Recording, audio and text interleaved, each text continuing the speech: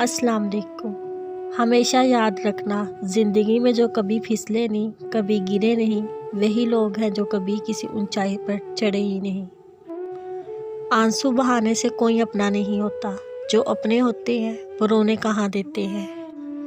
انسان کا سب سے بہترین دوست اس کا اپنا ضمیر ہوتا ہے، جو اچھے کام پر انسان کو شاباش دیتا ہے اور برے کام پر ملامت کرتا ہے۔ اگر انسان برا کام کرنے کے بعد شرمندہ نہیں ہوتا تو سمجھ لو اس کا ضمیر مر چکا ہے۔ زندگی جب کچھ دے تو لے لینا چاہیے، کیونکہ جب یہ لینے پر آتی ہے تو سانس تک چھین لیتی ہے۔ صبر اور قدر ہر کسی کے بس کی بات نہیں، یہ وہی لوگ کر سکتے ہیں جو اعلیٰ ظرف ہوتے ہیں۔ جناب حضرت آدم علیہ السلام کا انتقال کا وقت آیا تو اپنے بیٹے شیش کو بلایا اور بلا کر کہنے لگے، حضرت شیش میں جا رہا ہوں، ساری زندگی ایک کام یاد رکھنا۔ حضرت شیش نے عرض کرنے لگے، ابا جی وہ کون سا؟ تو آدم علیہ السلام نے فرمایا کہ ہر وقت ہر روز اللہ کے آخری نبی صلی اللہ علیہ وسلم پر درود و سلام پڑھتے رہنا۔ حضرت شیش نے پوچھا وہ کون ہے؟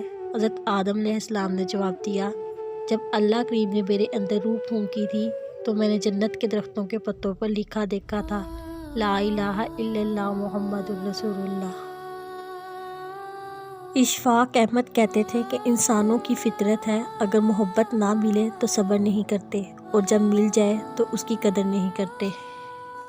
رسول اللہ صلی اللہ علیہ وسلم نے فرمایا، مجھ سے زیادہ قریب تم میں سے وہ شخص ہے جو مجھ پر زیادہ درود شریف بھیجتا ہے۔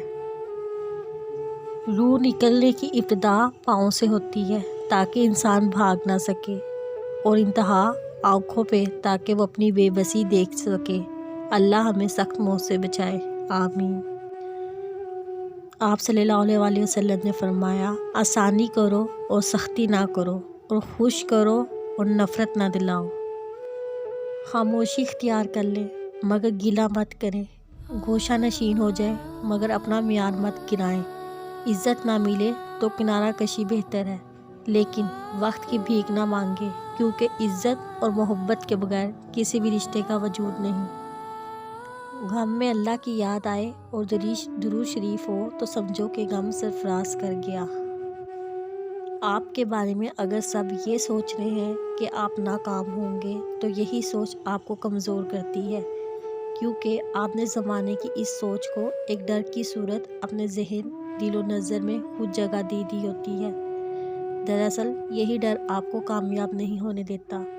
ضرورت اپنے مائنڈ سیٹ کو پازیٹیو ویلیوز میں اپ ڈیٹ کرنے کی ہے، پھر کامیابی یقیناً آپ ہی کا مقدر بنے گی۔ قرآن کہتا ہے، میں تمہاری قبر میں تمہارے ساتھ ہوں گا، مجھے پڑھتے رہو، میں تمہارا حق ادا کروں گا۔